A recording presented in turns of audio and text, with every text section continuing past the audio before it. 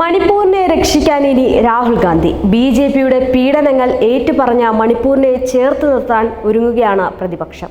മാത്രമല്ല, ഇന്ത്യ സഖ്യം നടത്തുന്ന മാസ്റ്റർ പ്ലാനിൽ ബിജെപിക്ക് വെല്ലുവിളിയാകുന്നത് ഇതേ മണിപ്പൂർ തന്നെയാണ്.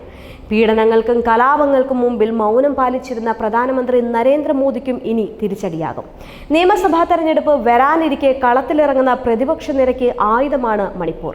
കഴിഞ്ഞ വർഷം മെയ് മാസത്തിൽ മെയ്തേയി കുക്കി സമുദായങ്ങൾ തമ്മിൽ വംശീയ സംഘർഷം പൊട്ടിപ്പുറപ്പെട്ടതിനു ശേഷം വടക്ക് കിഴക്കൻ സംസ്ഥാനത്തിലേക്കുള്ള രാഹുലിന്റെ മൂന്നാമത്തെ സന്ദർശനം കൂടിയാണിത്.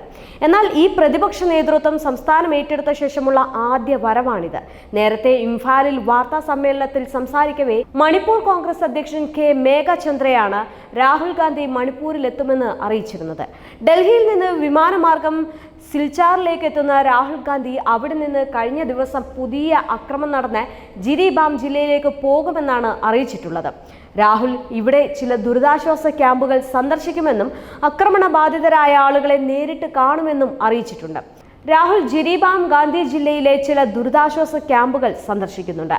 തുടർന്ന് അദ്ദേഹം സിൽച്ചാർ വിമാനത്താവളത്തിലേക്ക് മടങ്ങും. അവിടെ നിന്ന് വിമാനത്തിൽ ഇംഫാലിലേക്ക് പോകും. മേഘചന്ദ്രൻ വാർത്താ ഏജൻസിയോട് പറഞ്ഞത് ഇങ്ങനെയായിരുന്നു: ഇംഫാലിൽ നിന്ന് അദ്ദേഹം ചുരാചന്ദ്പൂർ ജില്ലയിലേക്ക് പോകുമെന്നും അവിടെ ദുരിതാശ്വാസ ക്യാമ്പുകളിൽ കഴിയുന്നവരുമായി ആശയവിനിമയം നടത്തുമെന്നും പറഞ്ഞിട്ടുണ്ടായിരുന്നു. ചുരാചന്ദ്പൂരിൽ നിന്ന് പ്രതിപക്ഷ നേതാവ് റോഡ് മാർഗം ബിഷ്ണുപൂർ ജില്ലയിലെ മേറാങ്ങിലേക്ക് പോവുകയും അവിടെയുള്ള ചില ദുരിതാശ്വാസ ക്യാമ്പുകൾ സന്ദർശിക്കുകയും ചെയ്യും. തുടർന്ന് ഡൽഹിയിലേക്ക് മടങ്ങുമെന്നാണ് അറിയിച്ചിട്ടുള്ളത്. ബിജെപിയുടെ നേതൃത്വത്തിലുള്ള സർക്കാരിന്റെ നയങ്ങളും രാഷ്ട്രീയ നിലപാടുകളും കാരണം മണിപ്പൂരിനെ ആഭ്യന്തര യുദ്ധത്തിലേക്ക് തള്ളിവിടുകയാണെന്ന് ലോക്സഭയിൽ സംസാരിക്കവേ രാഹുൽ ഗാന്ധി ആരോപിച്ചതിന് പിന്നാലെയാണ് പുതിയ പ്രഖ്യാപനം നടത്തിയിരിക്കുന്നത്. വംശീയ കലാപം പൊട്ടിപ്പുറപ്പെട്ടതിനു ശേഷം പ്രധാനമന്ത്രി നരേന്ദ്രമോദി മണിപ്പൂർ സന്ദർശിക്കാത്തതിനെയും അദ്ദേഹം നിശിതമായി വിമർശിച്ചിരുന്നു. പ്രധാനമന്ത്രിയെ സംബന്ധിച്ചിടത്തോളം മണിപ്പൂർ എന്നത് ഒരു സംസ്ഥാനമേ അല്ല. ഒരു സന്ദേശം നൽകാൻ ഞങ്ങൾ പ്രധാനമന്ത്രിയോട് അഭ്യർത്ഥിച്ചിരുന്നു. അവിടെ പോകണമെന്നും, പക്ഷേ അദ്ദേഹം അതൊന്നും ചെയ്തില്ല. ഇക്കാര്യത്തിൽ നിങ്ങൾക്ക് ഒരു മറുപടി പ്രധാനമന്ത്രിയിൽ നിന്ന് ലഭിക്കില്ല എന്നായിരുന്നു രാഹുൽ ലോക്സഭയിൽ ചൂണ്ടിക്കാട്ടിയിരുന്നത്. വർഗീയ കലാപം പുറപ്പെട്ടതിനു ശേഷം പിന്നാലെ 2023 ജൂണിൽ രാഹുൽ ഗാന്ധി മണിപ്പൂർ സന്ദർശിച്ചിരുന്നു. കൂടാതെ ഈ വർഷം ആദ്യ ഭാരത് ജോഡോ ന്യായ് യാത്രയുടെ ഭാഗമായും രാഹുൽ ഗാന്ധി മണിപ്പൂരിലെത്തി.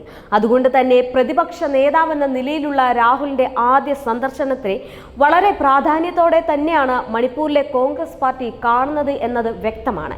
ഇവിടെയാണ് ബിജെപിക്ക് വലിയ തിരിച്ചടിയാകുന്നത്.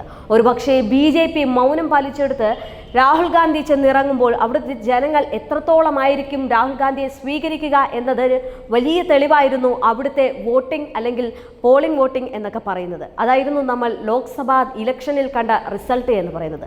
അതുകൊണ്ട് തന്നെ ഇനി നോക്കിക്കാണേണ്ടത് അതുതന്നെയാണ്. കോൺഗ്രസിന് വലിയൊരു ഭൂരിപക്ഷം മണിപ്പൂരിൽ ഉണ്ടാകുമെന്നത്. വിശ്വാസികളും വംശീയരും എല്ലാവരും കൂടി ഒരേ കെട്ടിൽ അല്ലെങ്കിൽ ഒരുമിച്ച് നിന്നുകൊണ്ട് പ്രതിപക്ഷ നേതാവിനെ രാഹുൽ ഗാന്ധിയെ നായകനാക്കി എത്തുന്ന തരത്തിലേക്ക് മണിപ്പൂർ ഒരുങ്ങിക്കഴിഞ്ഞു.